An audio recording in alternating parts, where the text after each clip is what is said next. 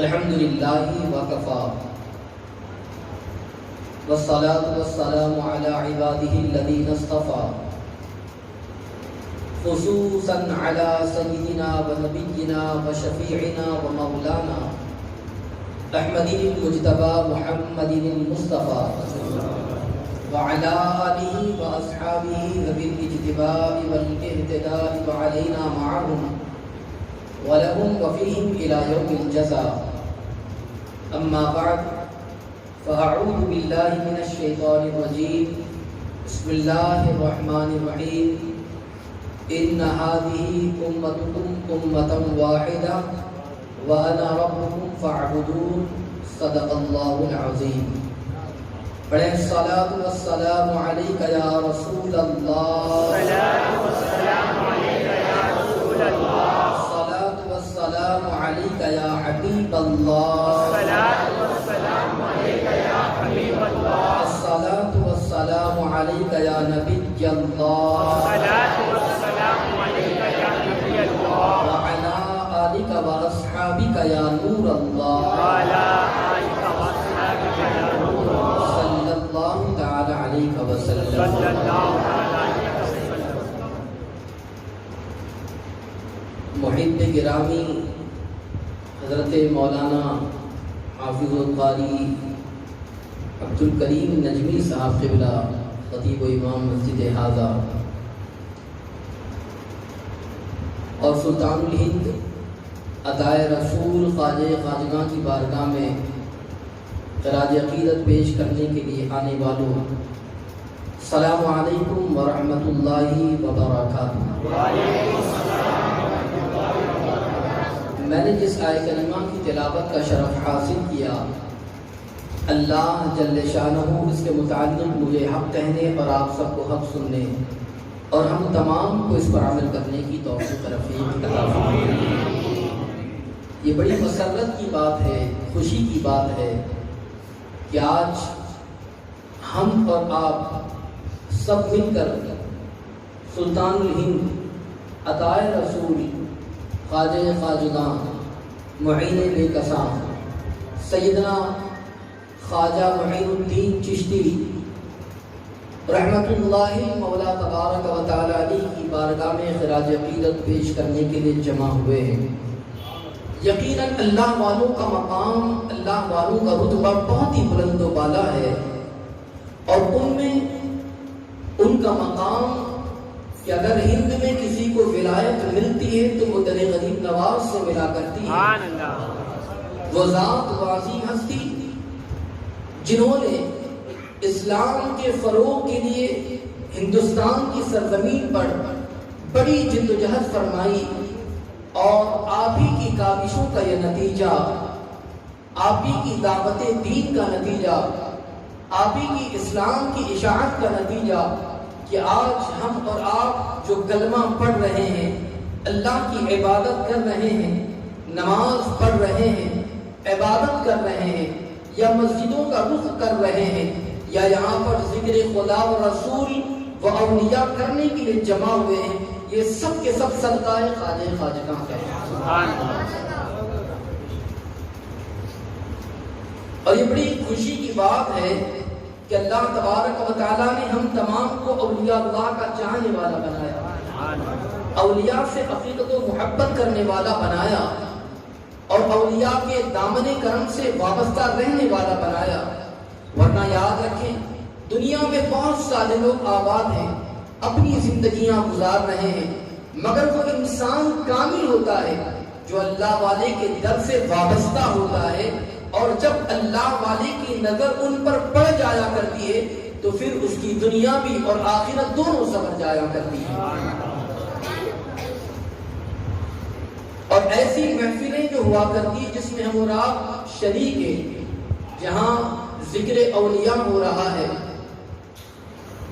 جہاں ذکر سلطان الاولیاء ہو رہا ہے، جہاں ذکر عطائے رسول ہو رہا ہے، یہ ایسی محفلیں ہیں، ایسی مبارک مجلسیں ہیں کہ ایسی محفلوں میں آنے کی برکت یہ ہوتی ہے کہ اللہ تبارک و تعالیٰ ایسی محفلوں میں آنے کی برکت سے، بیٹھنے کی برکت سے اللہ ہمارے گناہوں کو معاف معاف فرما دیا کرتا ہے۔ یہ ایسی محفلیں گناہوں کا کفارہ ہو جایا کرتی ہیں، اس لیے ایسی محفلوں کو تلاش کرنا چاہیے، ایسی محفلوں میں آنا چاہیے اور ایسی محفلوں کو خوب سے خوب آباد کرنا چاہیے۔ میرے پیارے آقا علیہ الصلوۃ والتسلیم کے پیارے دیوانوں، سلطان الہند خواجہ خواجہ خواجہ غریب نواز چشتی رحمۃ اللہ تعالیٰ تبارک و تعالیٰ کی ذات بابرکات، آپ کی کرامات کا تذکرہ آپ نے بہت سنا ہوگا، آپ کی زندگی طیبہ کے حوالے سے آپ نے بہت ساری معلومات حاصل کی ہوگی، مگر آئیے آج ان کا ایک وصف یہ تھا کہ وہ اولیاء اللہ کے دامن سے اپنے آپ کو بھی انہوں نے وابستہ کیا، اولیاء اللہ کی بارگاہ میں انہوں نے حاضریاں دی اور انہوں نے اللہ والوں کی بابرکت محفلوں میں بیٹھ کر جو نصیحتیں حاصل کی ہیں، آئیے آج ان میں کی کچھ باتیں میں آپ کے سامنے عرض کرنے کی کوشش کروں گا، اس لیے کہ جو جتنی عظیم شان والا ہوتا ہے، جو جتنے عظیم مقام اور مرتبے والا ہوتا ہے، ان کے الفاظ اور ان کے بول اور ان کی نصیحتیں وہ بھی بڑی عظیم ہوا کرتی ہے، اور یاد رکھیں جب بندہ اس پر عمل کر لے تو کامیاب اور کامران ہوتا نظر آتا ہے۔ میرے پیارے آقا علیہ السلام کی پیارے دیوانوں، مگر مختصر میں آپ کو یہ بتا دوں میرے خواجہ کی شان کتنی بلند و بالا ہے، میرے خواجہ خواجہ کا مقام کتنا بلند و بالا ہے، آپ کا رتبہ اتنا عرف والا، آپ کا مقام اتنا بلند و بالا ہے کہ سبحان اللہ، آپ ہندوستان تشریف لائے بلکہ آپ نہ آئے، آقا کریم صلی اللہ علیہ وسلم کی جانب سے اشارے ہوئے اور آپ کو حکم دیا گیا کہ آپ ہند کی سرزمین پر تشریف لے جائے، گویا کہ حضور علیہ الصلوۃ والتسلیم کے حکم پر خواجہ خواجہ ہندوستان کی سرزمین پر تشریف لائے ہیں، اور یہ بات کو بھی یاد رکھیں کہ آپ کی عبادت و بندگی کا عالم، آپ کے ذہن و تقویٰ کا عالم، آپ کے خوف خدا کا عالم، آپ کی محبت رسول صلی اللہ علیہ وسلم کا اگر عالم دیکھنا ہے تو آپ کو پتا چل جائے گا، مسلسل آپ عبادت و بندگی کے اندر اپنی زندگی کے لمحات گزارتے، حتیٰ کہ روایتوں میں آیا ہے، سیرت نگاروں نے لکھا ہے کہ اس طریقے سے آپ عبادت و بندگی کیا کرتے، رات کے وقت جب بیٹھا کرتے عبادت کرنے کے لیے تو 70 سال کا ایسا عرصہ گزرا ہے، کنٹینیو آپ کے پہلو زمین پر لگنے نہ پائے ہیں، گویا کہ اس طریقے سے آپ نے عبادت کی ہے، صرف اور صرف جم کر عبادت کی ہے، صرف اور صرف یاد الہی میں لگے رہے، بلکہ بہت سارے سیرت نگاروں نے یہاں تک کہ لکھا ہے کہ زیادہ تر آپ کی عشاء کی وضو سے فجر کی نماز آپ نے ادا فرمائی ہے، پوری رات اللہ کی عبادت کرتے، پوری رات ذکر میں لگا دیتے، پوری رات ذکر کرتے رہتے، اور اس طریقے سے آپ نے زندگی گزاری ہے۔ اور دن کا عالم اگر جاننا ہے تو آپ کو بتا دوں تاکہ آپ کو حیرت ہو جائے، صرف روزے پر اکتفا نہیں ہے، اگر میں کہوں کہ آپ روزہ رکھا کرتے، نہیں بلکہ آپ کے دن کی کیفیت کا عالم یہ تھا کہ 6 دن یا 7 دن تک مسلسل آپ روزہ رکھتے، 7 دن تک کا مسلسل ہوتا، اور پھر 7 دن کے بعد جب افطار کا وقت ہوتا، جب اس موقع پر افطار کے لیے جو اپنے پاس سے روٹی نکال کر تناول فرماتے تو اس میں بیان کیا گیا اس سوکھی روٹی کا وزن 5 مسقال سے زیادہ نہ ہوتا، اور اس روٹی کو پانی میں بھگو کر پھر اسے کھا لے تاکہ کچھ طاقت ہو جائے، اور پھر اس کے بعد عبادت میں لگ جایا کرتے تھے۔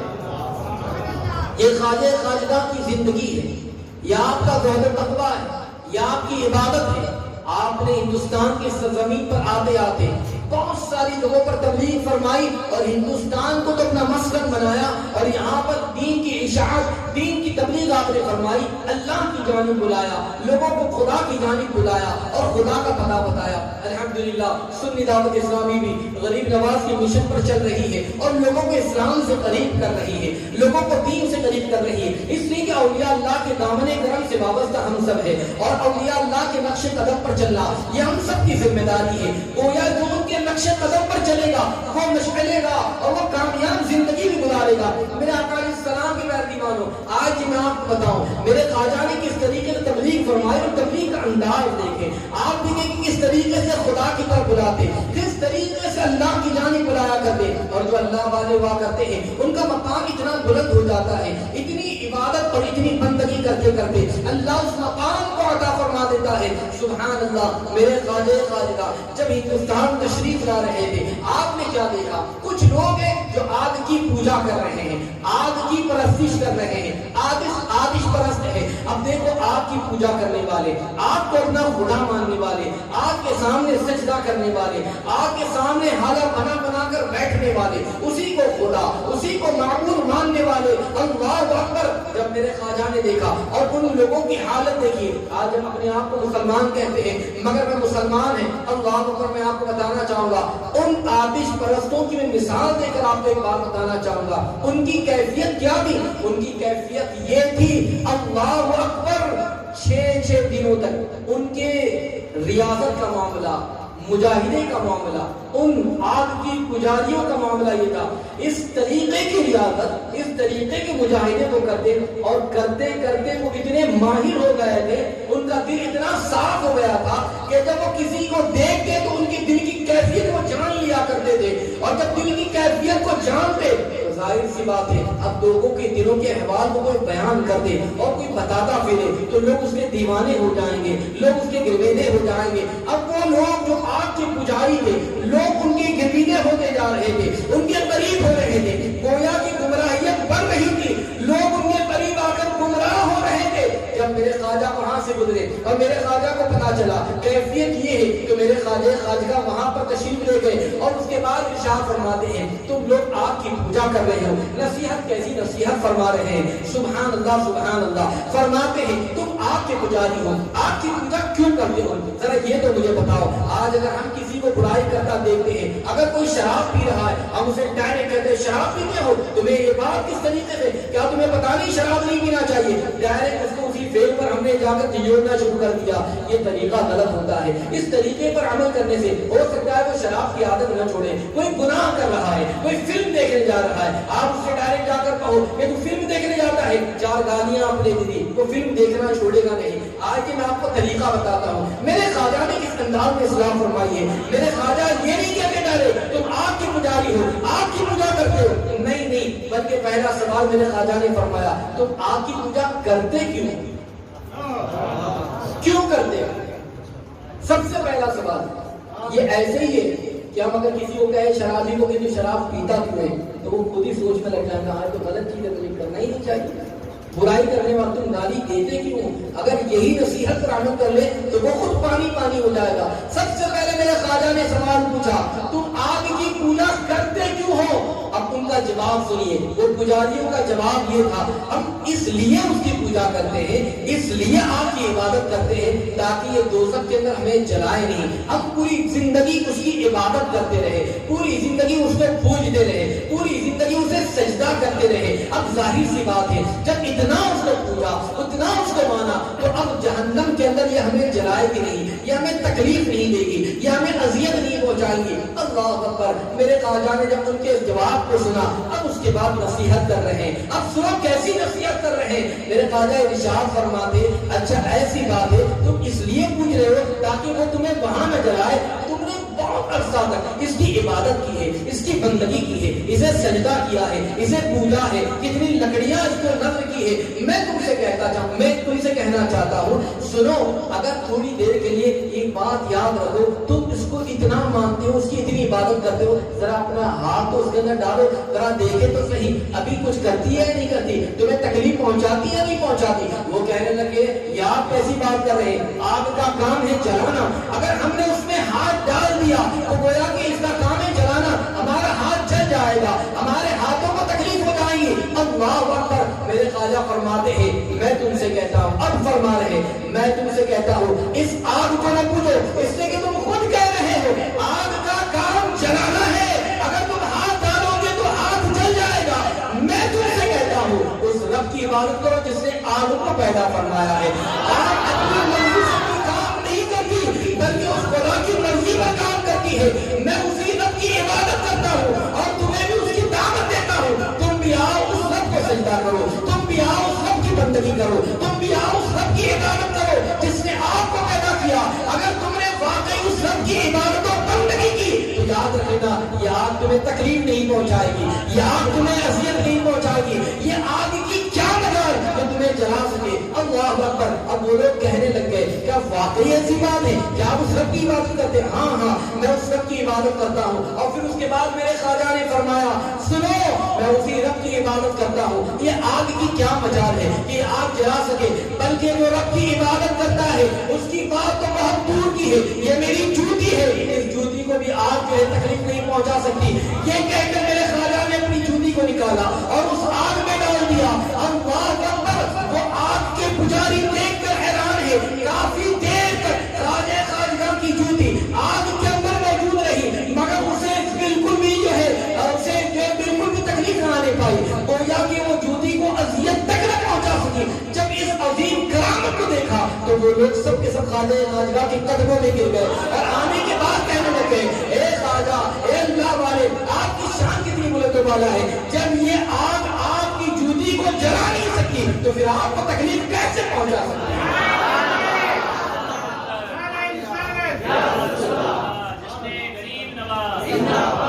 میرے پیارے آقا علیہ السلام کی پیروی مانو، گویا کہ میرے خواجہ خواجگاں نے اس طریقے سے ایسی تبلیغ فرمائی جو اپنے عقیدے میں راسخ تھے، جو اتنی ریاضت کرتے تھے، جو آگ کے اتنے مجاہدے کر رہے تھے، جو اتنی عبادت کر رہے تھے، بلکہ اس میں اتنے پختہ ہو چکے تھے، وہ لوگ بھی خواجہ کے قدموں میں آتے نظر آ رہے ہیں۔ پتہ یہ چلا کہ خواجہ خواجگاں نے اس طریقے سے دین کی تبلیغ فرمائی ہے، مگر اس کے لیے سب سے پہلے عابد بننا ہوگا، اللہ کا بندہ بننا ہوگا، اللہ کی عبادت کرنی ہوگی، اللہ کی بندگی کرنی ہوگی۔ آج ہماری کیفیت کیا ہے؟ آج ہمارا عالم کیا ہے؟ آج تو ہم نمازوں کو چھوڑے بیٹھے ہیں، آج تو ہماری زندگی اس انداز سے گزر رہی ہے کہ عبادت، بندگی، مسجد، یہ سب سے ہمارا کیا تعلق ہے؟ لاک ڈاؤن تھا تو مجھے یاد ہے جب لاک ڈاؤن تھا تو اس موقع پر لوگ جمعہ کے دن وقت سے پہلے آ جاتے ہیں، امام صاحب ذرا مسجد میں لے لیجیے 11 بجے 10 بجے تاکہ نماز کا وقت ہوگا تو لوگ گیٹ بند ہے۔ یہ مجھے اچھی طریقے سے یاد ہے، جمعہ کے وقت 2-2 3-3 4-4 گھنٹے پہلے آنے والے۔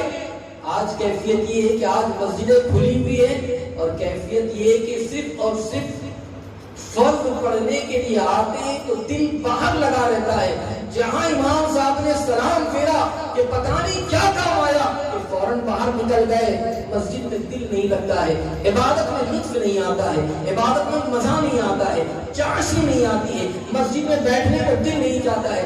آج یہ ہماری کیفیت ہو گئی ہے اور پھر اس کے بعد ہم تکلیفوں کی شکایت کرتے ہیں، اذیتوں کی شکایت کرتے ہیں۔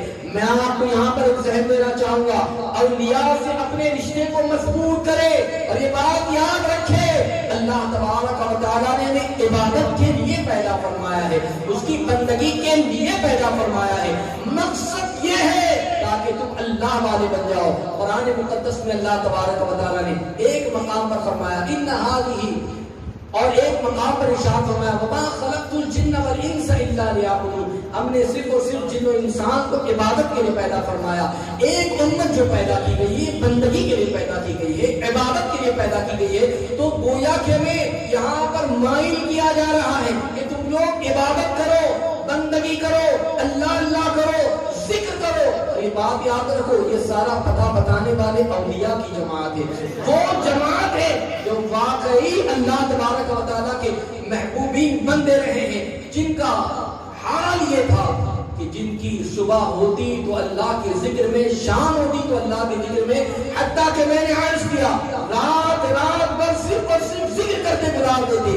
یہ کیفیت ہماری تھی، ان کو اولیاء کہیں گے، یہ اللہ والے بندے تھے۔ آج ہماری کیفیت کیا ہے؟ آج 5 وقت ہم سے نماز پڑھی نہیں جاتی ہے، آج 5 وقت کی نماز ہم پر گراں گراتی ہے، 5 وقت کی نمازوں میں فرض نماز پڑھی نہیں جاتی ہے۔ بتائیے ہم کیا منہ لے کر اللہ کی بارگاہ میں جائیں گے؟ ہم کیا منہ لے کر خدا کی بارگاہ میں جائیں گے؟ کیا ہمیں نہیں معلوم مرنا ہے؟ کیا ہمیں نہیں معلوم قبر میں جانا ہے؟ کیا ہمیں نہیں معلوم قیامت آنی ہے؟ کیا ہمیں نہیں معلوم اللہ کی بارگاہ میں حاضر ہونا ہے؟ ہم سب کہیں گے ہمیں معلوم ہے، مگر آئیے اگر معلوم ہے کہ قیامت میں حاضر ہونا ہے، مرنا ہے اور روح قبض ہونی ہے، قبر میں جانا ہے، تو آئیے اس کیفیت کو بھی آپ سماعت کر لیں تاکہ آپ کو پتا چل جائے کہ وہ کیفیت کیسی ہوگی، وہ حالت کیسی ہوگی، وہ جگہ کیسی ہوگی۔ اے میرے آقا علیہ السلام کے پیارے دیوانوں، میرے خواجہ خواجہ وہ خود بیان کرتے اور میں نے کہا کہ میرے خواجہ اولیاء اللہ کے دامن کرم سے وابستہ انہوں نے اپنے آپ کو بھی کیا تھا، بزرگوں کی صحبت کو انہوں نے اختیار کیا تھا، اور وہ ایسے بزرگ تھے کہ جن کے پاس بیٹھتے تو صرف اور صرف خوف آخرت کا تذکرہ ہوتا، جن کے پاس بیٹھتے تو صرف اور صرف اللہ اللہ کا تذکرہ ہوتا۔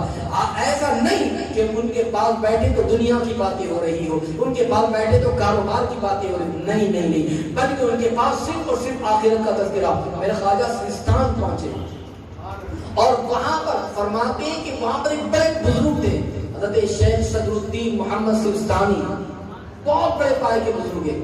بتاؤں وہ کیسے بزرگ ہیں؟ وہ ایسے بزرگ تھے کہ ان کی کیفیت، اللہ والے کی کیفیت بتا رہا ہوں تاکہ ہمیں پتا چل جائے کہ اللہ والے ہوتے کیسے ہیں۔ خواجہ خواجہ جن کے در پر جا رہے ہیں، جن کی بارگاہ میں، ان کی کیفیت یہ ہے، ان کا عالم یہ ہے کہ وہ صرف اور صرف فکر کر رہے ہیں، صرف اور صرف عبادت کر رہے ہیں۔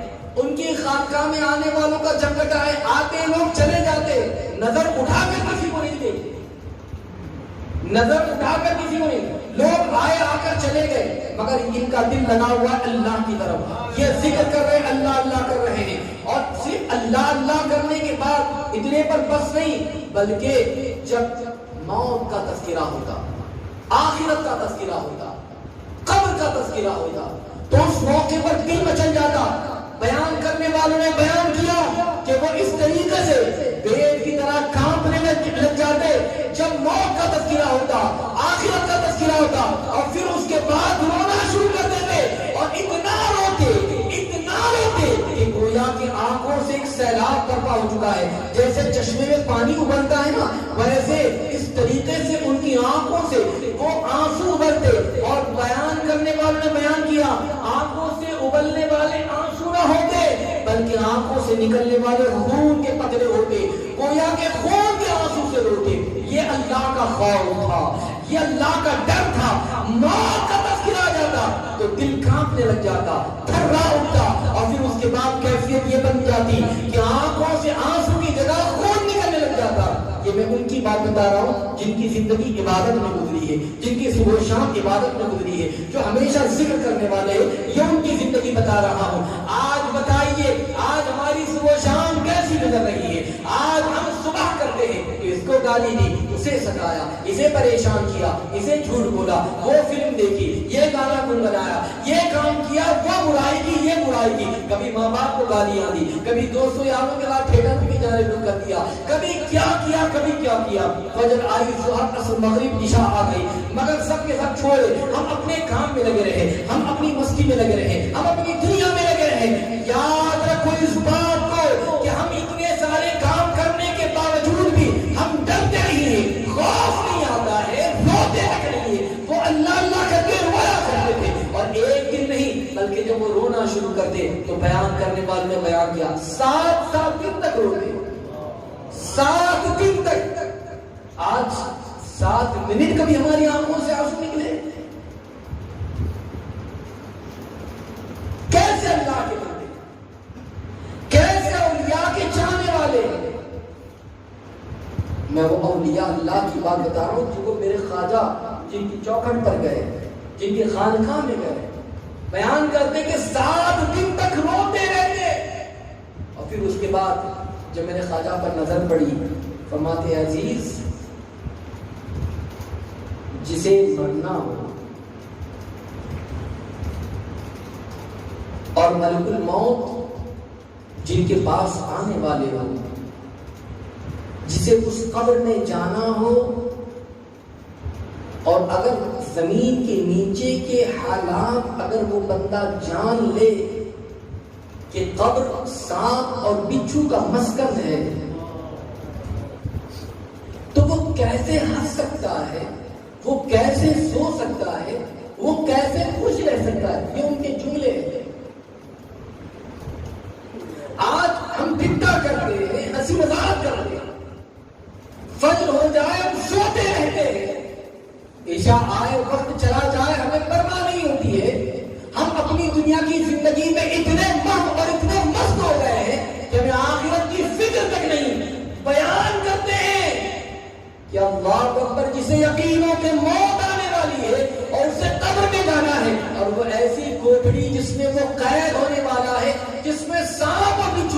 والے بتاؤ وہ کیسے خوش رہ سکتا ہے؟ اللہ پر میرے خواجہ خواجگاہ کو یہ بیان کرتے ہوئے پھر رونے شروع کر دیتے ہیں، رونا شروع کر دیتے ہیں، رونا شروع کر دیتے ہیں، اور اس کے بعد کہتے ہیں میرے خواجہ سے بیان کرتے ہیں اے عزیز سنو 30 سال پہلے کی میں تمہیں ایک بات بتا رہا ہوں جو میرے خواجہ کو انہوں نے بتائی تھی، آج جن کی بارگاہ میں خراج عقیدت پیش کرنے کے لیے مراد جمع ہوئے ہیں، کہتے ہیں 30 سال پہلے کی ایک بات میں آپ کو بتاؤں کہ بصرہ کے اندر میں ایک بزرگ کے قریب ساتھ تھا، ایک بزرگ کے پاس موجود تھا اور ہم ایک قبرستان میں موجود تھے، قبر بازو میں تھی، ہم وہاں پر کھڑے کچھ گفتگو کر رہے تھے، کچھ بات چیت کر رہے تھے۔ یاد رکھو جب اللہ والے بات کرتے ہوں گے تو وہ آخرت ہی کی بات کرتے ہوں گے، وہ عبادت اور اللہ ہی کی بات کرتے ہوں گے۔ کہتے ہیں کہ وہ کشف کے بڑے ماہر تھے، بصرہ کے وہ بزرگ، جب انہوں نے کشف کے ذریعے معلوم کر لیا کہ اس قبر میں مردے کو عذاب ہو رہا ہے، اللہ اکبر، جب اس کی کیفیت کو اس بزرگ نے دیکھا کہ قبر میں اس پر عذاب ہو رہا ہے اور اللہ تبارک و تعالیٰ کے وہ فرشتے،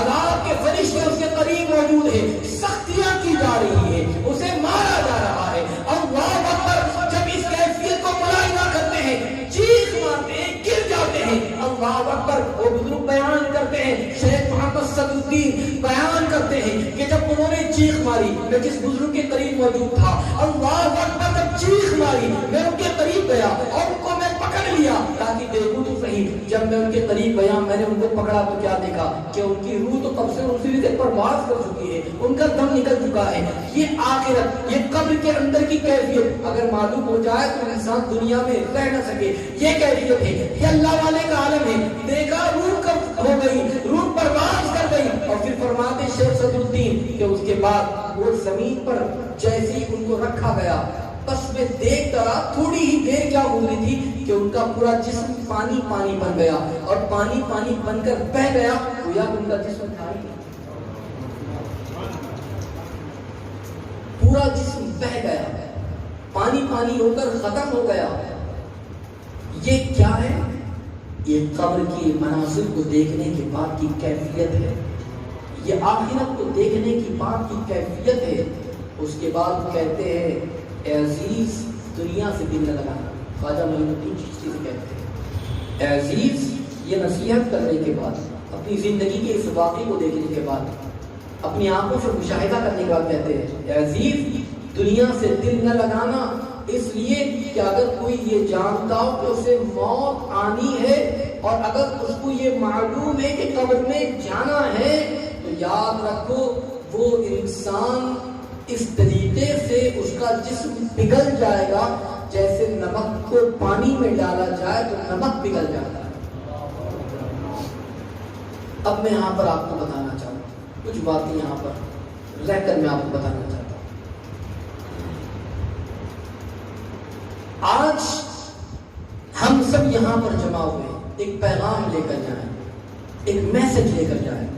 خواجہ خواجگاں کی زندگی کے اس حالات اور اس واقعے کو سننے کے بعد جو آپ کی جو نصیحتیں ہیں، اس نصیحت کو اپنے دامن میں گرہ باندھ کر رکھ لیں۔ اس بات کو یاد رکھیں کہ یہ دنیا کی زندگی فانی زندگی ہے۔ آقا کریم صلی اللہ تعالی علیہ وسلم نے ارشاد فرمایا جس کا مفہوم ہے کہ موت کو یاد کرو، موت کو یاد کرو، موت کو یاد کرو، اس لیے کہ دل میں گناہ کرتے کرتے جس طریقے سے لوہے کو زنگ لگتا ہے نا، ویسے گناہ کرتے کرتے دل بھی سیاہ ہو جاتا ہے۔ جب تھوڑا گناہ کیا تو تھوڑا کالا، پھر کالا، گویا کہ کرتے کرتے دل پورا سیاہ ہو جاتا ہے۔ اب اگر کوئی بلائے بھائی ہفتہ والی اجتماع اتوار کے مغرب بعد یہاں ہوتا ہے، دل مائل نہیں ہوگا۔ کیوں نہیں ہوگا؟ اس لیے کہ دل سیاہ ہو چکا ہے۔ مارکیٹ میں 1 گھنٹہ کھڑا ہو ہم کھڑے رہ سکتے ہیں، گپ شپ کرنا ہو ہم کر سکتے ہیں، نماز کے لیے مؤذن اذان دیتا ہے، حی علی الصلاۃ حی علی الفلاح کی صدائیں بلند کرتا ہے، وقت نہیں کیونکہ دل مائل نہیں ہو رہا ہے۔ مگر ہاں وہی کام کوئی گپ شپ کا کام کرنا ہو، کھیل کود کا کام کرنا ہو، دل اس طرف مائل ہوگا، دل سیاہ ہو گیا ہے۔ اگر واقعی یہ بیماری ہے اور واقعی ہم سب کے حالات ایسے ہو چکے ہیں، دل مسجد کی طرف نہیں لگتا، دل عبادت کی طرف نہیں لگتا، حالانکہ قرآن کہتا ہے الا بذکر اللہ تطمئن القلوب، دلوں کا اگر چین چاہتے ہو تو اللہ ہی کے ذکر میں ہے، مگر اللہ کے ذکر کرنے کو دل نہیں چاہتا ہے۔ اب کریں تو کیا کریں؟ تو میرا آقا علیہ السلام نے فرمایا کثرت سے موت کو یاد کرو اور قرآن کی تلاوت کرو، جس طریقے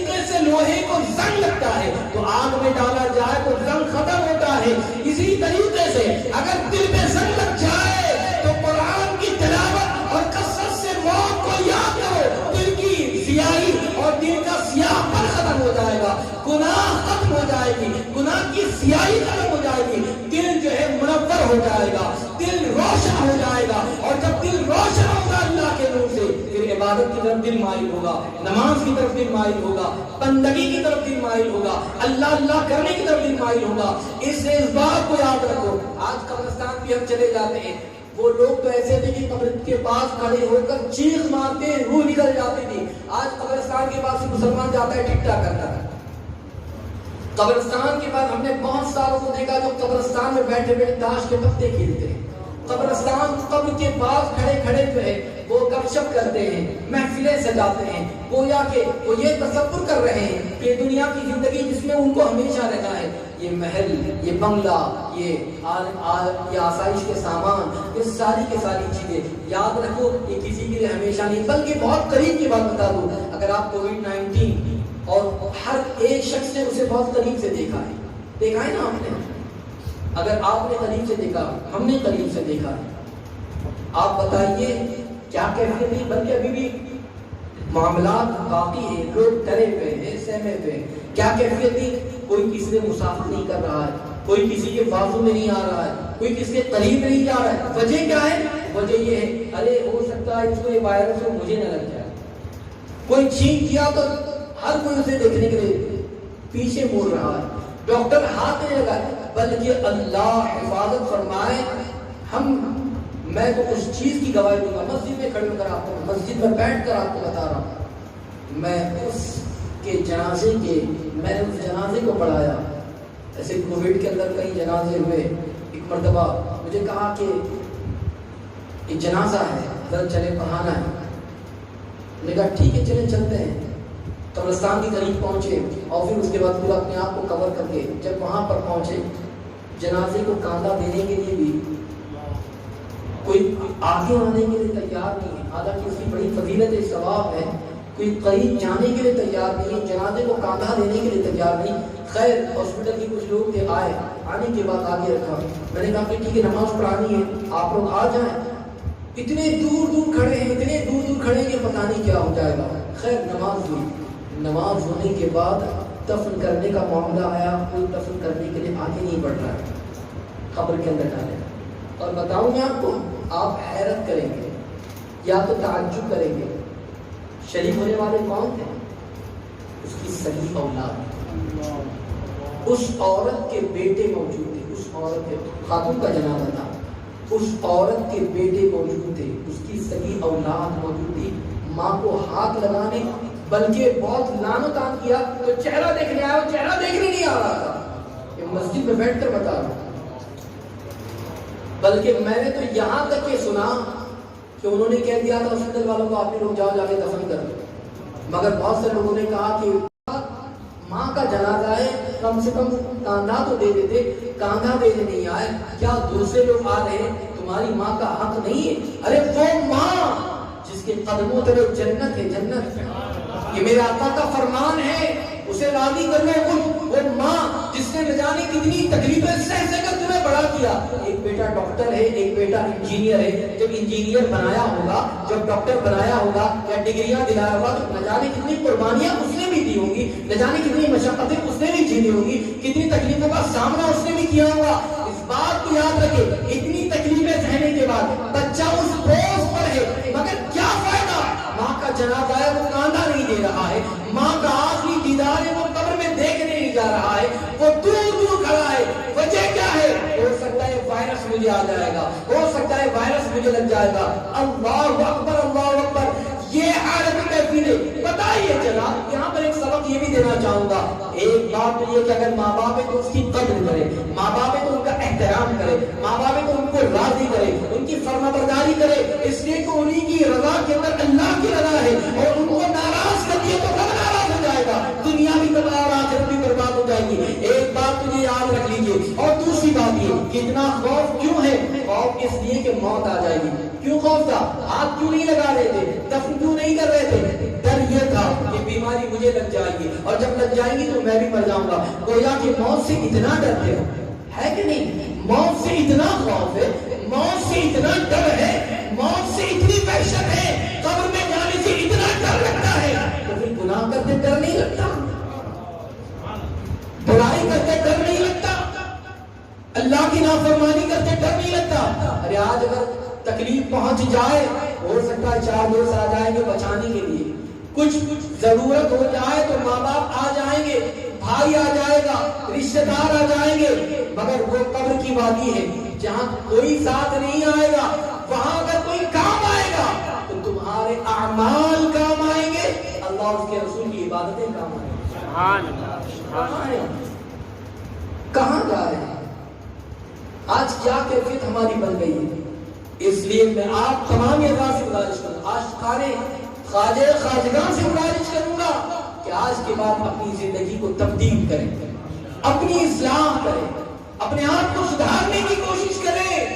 میرے خواجہ کی کرامتیں بہت زیادہ ہیں، میرے خواجہ کی شان آپ کے کہنے پر اونٹ بیٹھ جائے، آپ کے کہنے پر پورا ساگر کاسے میں آ جائے، آپ کے کہنے پر نہ جانے کیا سے کیا ہو جائے، مگر یہ ساری چیزیں آپ نے سن رکھی ہے۔ مگر آج میں آپ کو بتانا چاہوں گا میرے خواجہ کی یہ نصیحت ہے کہ موت کو یاد کرو، اس قبر میں جانا ہے، اس کو یاد کرو۔ اور الحمدللہ یہ آپ کو یہ بھی بتا دوں کہ یہاں پر ہر اتوار کو اجتماع ہوتا ہے مغرب کی نماز کے بعد، سنی دعوت اسلامی کا، ماشاءاللہ آپ لوگ آتے ہیں۔ مگر میں اب کہنا چاہوں گا کہ جتنے لوگ آئے ہیں آئندہ ہفتے اتنے حضرات اور دوسرے کو بھی لے کر آئیں۔ وجہ کیا ہے؟ دیکھیں مولانا عبد الکریم صاحب یہاں پر موجود ہیں، وہ نصیحت کرتے ہیں، ہمارے علماء مبلغین جو بھی یہاں پر موجود ہیں اپنے اپنے اعتبار سے وہ تبلیغ کا کام کرتے ہیں، دین کا کام کرتے ہیں، لوگوں کو اللہ کی طرف بلاتے ہیں۔ یہ ذمہ داری آپ کی بھی ہے، ہماری بھی ذمہ داری ہے، آپ کی بھی ذمہ داری ہے۔ وہ کیسے ہے؟ یہ ذمہ داری ہماری کیسے ہے؟ جیسے آپ نے کسی کو دیکھا کہ کوئی گانا گا رہا ہے، اب مسجد کے امام صاحب تو اس کے گھر نہیں جائیں گے بولنے کے لیے کہ بھائی آپ گانا گا رہے ہیں، آپ نے سنا، آپ نے دیکھا، تو ذمہ داری کس کی ہے؟ آپ ہی کی ذمہ داری ہے نا۔ کیوں؟ اللہ فرماتا ہے کنتم خیر امۃ اخرجت للناس تأمرون بالمعروف وتنہون عن المنکر وتؤمنون باللہ، تم بہترین امت ہو۔ یہ شرف، یہ اعزاز، یہ تعریفی جملے کس کے لیے ہے؟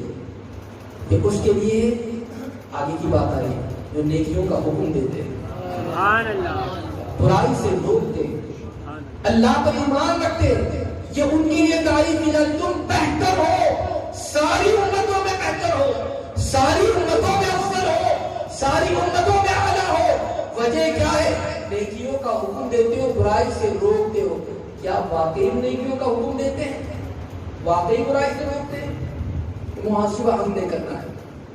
اور اس کو سمجھانے کے لیے اس آیت کریمہ کی روشنی میں خواجہ خواجہ کی زندگی کا ایک واقعہ بتاؤں تاکہ آپ کو اور آسان طریقے سے سمجھ میں آ جائے۔ تو گفتگو سمیٹ رہا ہوں تاکہ آپ کو بات سمجھ میں بھی آ جائے کہ میرے خواجہ خواجہ نے جو درس عطا فرمایا ہے اور یہ ہماری ذمہ داری ہے کہ آپ آج سے عہد کریں، یہاں سے اٹھتے تو عہد کر کے اٹھے کہ انشاءاللہ ہم بھی لوگوں کو اچائی کی طرف بلائیں گے، برائی دیکھیں گے تو روکنے کی کوشش کریں گے انشاءاللہ۔ میرے خواجہ بیان کرتے ہیں بغداد مقدس سے سفر کرتے ہوئے دجلہ کے قریب پہنچا، دریائے دجلہ وہاں پر موجود ہے، آج بھی موجود ہے۔ جب دجلہ کے قریب میں پہنچا تو وہاں پر ایک غار تھی، غار نما۔ جب میں وہاں پر پہنچا، خواجہ معین الدین چشتی فرماتے ہیں، اجمیر کے راجہ، اجمیر مقدس کے راجہ فرماتے ہیں کہ جب میں وہاں پر پہنچا میں نے کیا دیکھا کہ وہاں پر ایک بزرگ کے مصروف عبادت ہے۔ خواجہ خواجہ فرماتے ہیں اس بزرگ کے قریب گیا، اللہ والے کی طرف سے وابستہ ہونا چاہیے، اللہ والے کی۔ یہاں پر بھی آستانہ ہے حضرت مخدوم شاہ جہانگیر رحمۃ اللہ تعالیٰ علیہ، مخدوم شاہ جہانی الحمدللہ یہاں پر مسجد سے آنے سے قبل جو الحمدللہ کی بارگاہ میں حاضری کا شرف بھی اللہ اس حاضری کو قبول فرمائے۔ تو میرے خواجہ خواجہ دریائے دجلہ کے قریب وہ بزرگ کی بارگاہ میں گئے، غار میں عبادت کر رہے ہیں، گری وزاری کر رہے ہیں، عبادت کر رہے ہیں۔ میں ان کی جو بات بتانے جا رہا ہوں صرف اسے غور سے سنیے گا۔ جب میرے خواجہ وہاں پر پہنچے انہوں نے کہا کہ خواجہ خواجہ نے سلام کیا انہوں نے اشارے سے جواب دیا، کہا بیٹھ جاؤ۔ حضرت خواجہ بیٹھ گئے۔ تھوڑی دیر کے بعد جو فارغ ہوئے ذکر سے، اس کے بعد فرماتے 50 سال ہو گئے۔ کتنے سال؟ آدھی صدی گزر گئی، 50 سال ہو گئے، اس غار سے باہر نہیں نکلا۔ 50 سال کا عرصہ کسے کہتے ہیں؟ 50 سال ہو گئے باہر نہیں نکلا، اسی غار کے اندر میں مصروف عبادت ہوں۔ کہا کہ اتنا عرصہ؟ کہا مخلوق سے دور، لوگوں سے دور ہوں، کس سے ملنا جلنا کچھ 50 سال کا۔ کہا کہ وجہ کیا بنی؟ اب وجہ سنو اور پھر اپنا محاسبہ ہم بھی کریں، آپ بھی کریں۔ وجہ کیا بنی؟ فرماتے ہیں عزیز، جیسے آپ سیر و تفریح کرتے ہوئے جا رہے ہیں نا، ویسے ایک زمانہ تھا 50 سال پہلے کا، میں بھی الگ الگ ملکوں میں الگ الگ شہروں میں جایا کرتا، سیر و تفریح کرتا۔ ایک مرتبہ میں سیر کرتے کرتے ایک شہر میں پہنچا، اور وہاں پر جب میں پہنچا تو ایک مالدار شخص کو میں نے دیکھا کہ وہ لوگوں کے ساتھ بدتمیزی کر رہا ہے، لین دین کے معاملے میں سختی کر رہا ہے، بدتمیزی کر رہا ہے، صحیح طریقے سے۔ اب وہ مالدار تھا، وہ دبدبا تھا، اب وہ اس طریقے سے بات کر رہا ہے، لوگ ڈرے سہمے ہوئے ہیں۔ جب میں نے اسے دیکھا، دیکھ کر اپنی نظر کو پھرایا، کہا کہ کہاں اس کے اندر پڑنا، میں آگے بڑھ گیا۔ جب میں آگے نکل گیا اور ایک مقام پر پہنچا تو غیب سے ندا آئی، اور آواز دینے والے نے آواز دی، تو وہاں پر اس بندے کو نصیحت نہیں کر سکتا تھا جو لوگوں کو لعن و طعن کر رہا تھا، جو ستا رہا تھا؟ کیا تو اسے نصیحت، اگر تو اسے نصیحت کر لیتا، اسے بتا دیتا، تو ہو سکتا ہے تیری نصیحت پر وہ عمل کر کے وہ ہو سکتا ہے اپنی غلطی پر نادم ہو جاتا، شرمندہ ہو جاتا، توبہ کر لیتا۔ کیا تو نصیحت نہیں کر سکتا تھا؟ اللہ اکبر۔ وہ بزرگ بیان کرتے، بس یہ ندا کا میرے کان میں آنا تھا، اب اس کے بعد میری کیفیت بدل گئی، میں نے اس غار کو پکڑ لیا ہے، اور وہ دن ہے اور آج کا دن ہے، میں غار کے باہر نہیں نکلا۔ وجہ یہ ہے کہ پتہ نہیں پھر میں کہیں باہر جاؤں گا، کوئی ایسی چیز دیکھ لوں گا، اور میں نے نہ نصیحت کی تو کیا حال ہوگا، اور جو نصیحت میں نے نہیں کی ہے، ڈر یہ ہے کہ موت کے بعد قیامت ہے، قیامت میں جب اللہ کی بارگاہ میں حاضر ہونا ہے، جب رب کی بارگاہ میں میری پیشی ہوگی، ہو سکتا ہے کہ یہ سوال مجھ سے پوچھ لیا جائے، یہ سوال پوچھا جائے گا تو میں جواب کیا دوں گا؟ بس اسی چیز نے مجھے ہلا کر رکھ دیا ہے، یہی چیز نے مجھے تڑپا کر رکھ دیا ہے، اور 50 سال ہو گئے نہ میں باہر جاؤں نہ ایسا کوئی معاملہ پیش آئے، اس لیے میں نے غار کو اپنا مسکن بنا لیا ہے۔ اب میں آپ کو یہاں پر بتانا چاہوں گا، اے میرے آقا علیہ السلام کے پیارے ایمانو، وہ بزرگ انہوں نے ایک چیز دیکھی، مگر دیکھنے کے بعد عالم یہ ہو گیا کہ 50 سال سے مصروف عبادت ہے، مگر وہ 50 سال پرانی بات کو یاد کر کر کے رو رہے ہیں۔ آج 5 منٹ پہلے کی بات دیکھیں، آج صبح سے شام تک اگر ہم بات دیکھیں، ہم نے نہ جانے کیا کیا کام کیے ہیں، اللہ کی فرمانبرداری کی ہے یا نافرمانی والے کام کیے ہیں۔ کیا ان کا تصور یہ تھا کہ قیامت میں اللہ کی بارگاہ میں حاضر ہونا ہے، جب رب کی بارگاہ میں حاضری ہوگی تو رب نے پوچھ لیا تو کیا جواب دوں گا؟ یہی تصور جو ہے، یہی تصور لفظ اور اندام کر رکھا ہے، یہی تصور سے کب کبھی داری ہو گئی ہے۔ آج بتائیے کوئی گناہ کا تصور ہمارے ذہن میں آتا ہے؟ کیا ہم نے اپنے اعمال کا جائزہ لیا یا نہیں لیا؟ اگر واقعی اللہ کی بارگاہ میں حاضر ہونے کے حوالے سے بالکل حساس ہے تو میں آپ سے کہنا چاہوں گا، ہر کوئی یہ جانتا ہے کہ اللہ کی بارگاہ میں حاضر ہونا ہے، ہر کوئی جانتا ہے کہ مرنا ہے، ہر کوئی جانتا ہے کہ قبر میں جانا ہے، ہر کوئی جانتا ہے کہ قیامت قائم ہوگی، ہر کوئی جانتا ہے کہ قیامت میں اللہ کی بارگاہ میں سارے اعمال کو پڑھنا ہے، نیکیاں ہیں وہ بھی پیش کی جائے گی، برائیاں ہیں وہ بھی پیش کی جائے گی، اور اس سے انکار کی کوئی گنجائش بھی نہیں رہے گی۔ بتاؤ، اسی لیے قرآن کہتا ہے یا ایھا الذین آمنوا قوا انفسکم واہلیکم نارا، کہ اپنے آپ کو اپنے اہل و عیال کو جہنم کی آگ سے بچاؤ۔ یہ کیوں کہا جا رہا ہے؟ آج ہم برائی پر برائی کرتے جا رہے ہیں، دوسروں کو دیکھا آنکھ پھیر دیا، اسے دیکھا برا لگ جائے گا آگے بڑھ گئے۔ آج بہت سارے لوگ یہی کہہ کر نہیں کہتے ہیں برا لگ جائے گا، اسے کہوں گا تو مجھے برا لگے گا، اسے کہوں گا تو کہے گا کہ مجھے نصیحت کر رہا ہے، اسے کہوں گا تو بولے گا مولانا بن گیا ہے، نہ جانے کیا کیا میرا نام رکھیں گے۔ یہ ساری چیزوں کو سوچ سوچ کر، دنیا کے تاروں کا خیال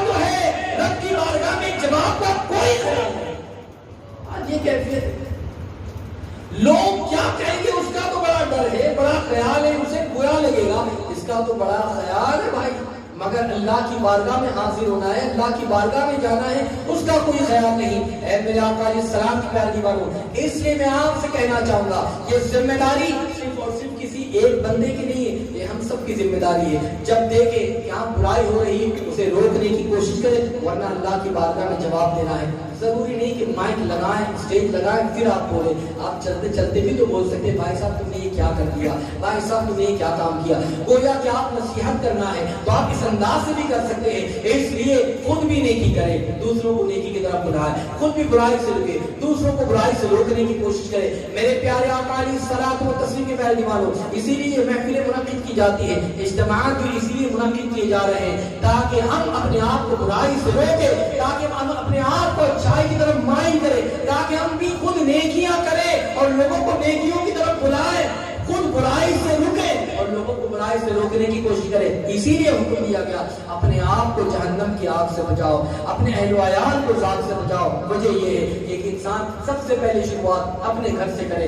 دیکھیں کہ ہاں اس کی بیوی نماز نہیں پڑھتی، اچھے محبت بھرے لہجے میں اسے بھی بتائیں، بیٹے نماز نہیں پڑھتے اسے بھی تعلیم دے، بچیاں نماز نہیں پڑھتی اسے بھی تعلیم دے، صرف نماز ہی کی بات نہیں کرتا، ہر خیر کی تعلیم دے، ہر اچھائی کی طرف فائل کرے، ہر برائی سے روکنے کی کوشش کرے۔ جب یہ کام ہم نے شروع کیا تو یاد رکھ لینا انشاءاللہ العظیم ایسی محفل میں ہمارا آنا بھی کامیاب ہو جائے گا۔ اور یاد رکھ لیجئے اولیاء اللہ کی جو زندگی ہے یہ زندگی کا سبق بھی یہی ہے، ان کی نصیحتیں بھی یہی ہیں، وہ زیادہ تر لوگوں کو آخرت کی یاد دلایا کرتے ہیں۔ اللہ والے جو ہے وہ اللہ کی طرف لوگوں کو مائل کیا کرتے ہیں۔ آج بھی ایسے بہت سارے بزرگان دین مل جائیں گے جن کی ایک منٹ کی اگر صحبت اختیار کر لے تو یاد رکھیں وہ اللہ کا اور اللہ تبارک و تعالیٰ کی بارگاہ کا پتہ بتاتے ہیں، اور وہ کہتے ہیں کہ صرف اللہ کرو، اللہ اللہ کا ذکر کرو، اولیاء کے دامن سے وابستہ رہو، اور نمازوں کی پابندی کرو، شریعت پر عمل کرو، آقا علیہ السلام کی سنتوں پر عمل کرو، حضور علیہ السلام والتسلیم کی سنتوں کا خیال۔ میرے خواجہ خواجہ سنتوں کے کیسے پابند تھے یہ ایک الگ مضمون ہے، مگر میں آپ کو بتانا چاہوں گا کہ میرے خواجہ خواجہ اپنی پوری زندگی سنت رسول صلی اللہ علیہ وسلم میں آپ نے گزار دی ہے۔ بلکہ ایک مرتبہ تو ایسا موقع پیش آیا تھا کہ آپ نماز پڑھ رہے تھے مگر لطف اور سرور نہیں آ رہا تھا، بے چینی ہوئی کہ وجہ کیا ہے، آج نماز پڑھ رہا ہوں وہ کیف و سرور میسر نہیں آ رہا ہے۔ خیال آیا آج جب میں وضو کر رہا تھا، وضو کرتے کرتے جو انگلیوں کا خلال ہے جو میرے آقا علیہ الصلوۃ والتسلیم کی سنت ہے، آج وہ انگلیوں کا خلال دانستہ طور پر، جان کر نادانستہ طور پر یہ انگلیوں کا خلال میں بھول گیا، جس کی وجہ سے نماز میں سرور نہیں آ رہا ہے، چاشنیوں کی مٹھاس میسر نہیں آ رہی۔ ایسے سنتوں کے پابند میرے خواجہ ایسی زندگی گزاری ہے تو یاد رکھو ان کی زندگی کو اگر ہم پڑھیں گے یا سنیں گے اور اس طریقے سے اپنی زندگی گزاریں گے تو واقعی ہم بھی کامیاب ہو جائیں گے۔ ورنہ یاد رکھ لینا یہ اللہ والے یہ ہمیں آخرت کی تعلیم بھی دے رہے ہیں، اس کا پتہ بھی بتا رہے ہیں اور موت کے حوالے سے ڈرا بھی رہے ہیں۔ اس لیے آج کے بعد اپنی زندگی گزارے اللہ تبارک و تعالیٰ کی عبادت میں گزارے، نیکیاں کرے، دوسروں کو اس طرف مائل کرے، گناہ سے رکے، دوسروں کو روکنے کی کوشش کرے اور اولیاء اللہ کے نقش قدم پر چلتے رہیں۔ خواجہ خواجہ کی محبت واقعی ایسی محبت ہے، یہی محبت انشاءاللہ دنیا اور آخرت میں کام آئے گی۔ خوب سے خوب سچی عقیدت رکھے، خوب سے خوب سچی محبت، اس لیے کہ جو اسلام آج ہم تک ملا ہے یا پہنچا ہے یہ میرے خواجہ کا صدقہ ہے، یہ میرے خواجہ کا صدقہ ہے، یہ میرے خواجہ کی دین ہے۔ تو انشاءاللہ کریں گے انشاءاللہ کوشش، آئندہ اس طرح مائل ہوں گے انشاءاللہ، سنی اجتماع میں آئیں گے۔ کون سے دن اجتماع ہوتا ہے؟ ہر اتوار بعد نماز مغرب ہو جائے تو آپ ضرور آئیں۔ ساتھ ہی ساتھ میں یہاں پر مسجد کے اندر تعلیم کا بھی سلسلہ جاری، اپنے بچوں کو یہاں پر بھیجیں تاکہ قرآن مقدس کو بچے پڑھیں، قرآن مقدس بچے سیکھیں اور یہ قرآن مقدس کی تعلیم کو حاصل کریں۔ ساتھ ہی ساتھ میں بہت ساری دوسری باتیں بھی سکھائی جاتی ہیں، جو ہے عقیدے کی اصلاح بھی ہوتی ہے، مسائل بھی، اور ایسی بہت ساری باتیں آپ کو انشاءاللہ سیکھنے ملے گی، مگر اس کے لیے آپ کو اپنا وقت بھی دینا ہوگا، قربانی پیش کرنی ہوگی، اور جب آپ اپنے بچوں کو دین کی طرف مائل کرو گے تو پھر اللہ نہ کرے ایسی نوبت نہ آئے کہ جنازہ ہو اور اس کا بیٹے منہ پھیر کر کہیں اور کھڑے ہو۔ اس لیے اپنے بچے کو دینی تعلیم دو، ان کو سکھاؤ، ماں باپ کا احترام کیا انہیں بتاؤ، ان کو یہ بتاؤ کہ اللہ تبارک و تعالیٰ اس چیز سے راضی ہوتا ہے۔ جب خدا کا خوف ہوگا تو ظاہر سی بات ہے وہ آپ سے بھی ڈرے گا اور آپ سے بھی محبت کرے گا. وہ یہ جانے گا کہ اللہ تبارک و تعالیٰ کو اگر راضی کرنا ہے تو مجھے ان کو راضی کرنا ہوگا. اور یہ ساری کی ساری چیزیں تب ہو سکتی ہے جب ہم انہیں دین بتائیں, جب اسلام بتائے. صرف اور صرف اسکول اور صرف یہی سمجھنا کہ بس اسی طریقے سے ڈگریوں پر ڈگریاں حاصل کر لے یہ کامیاب ہو جائے گا, یہ ضروری نہیں ہے. بلکہ اگر واقعی کامیاب اپنی اولاد کو دیکھنا چاہتے ہو تو اس کے ساتھ ساتھ دین بھی سکھاؤ. اللہ تبارک و تعالیٰ ہم تمام کو عمل کی توفیق عطا فرمائے. اللہ تبارک و تعالیٰ ہم تمام کو خواجہ خواجہ کے نقش قدم پر چلنے کی توفیق عطا فرمائے. مولا تبارک و تعالیٰ ہم تمام کو خواجہ خواجہ کا صدقہ عطا فرمائے, بلکہ ہماری آنے والی نسلوں کو عطا فرمائے اور اولیاء اللہ سے محبت کی توفیق عطا فرمائے. مولا تبارک و تعالیٰ موت کو یاد کرنے اور اس کی تیاری کرنے کی توفیق عطا فرمائے. ایمان پر خاتمہ نصیب فرمائے. میں نے جو کچھ کہا اس میں کچھ غلطی ہو اللہ اپنے حبیب کے نام کریمہ کے صدقے سے معاف فرمائے. استغفر اللہ العظیم الذی لا الہ الا هو الحی القیوم واتوب الیہ وما علینا الا البلاغ المبین. السلام علیکم ورحمۃ اللہ وبرکاتہ.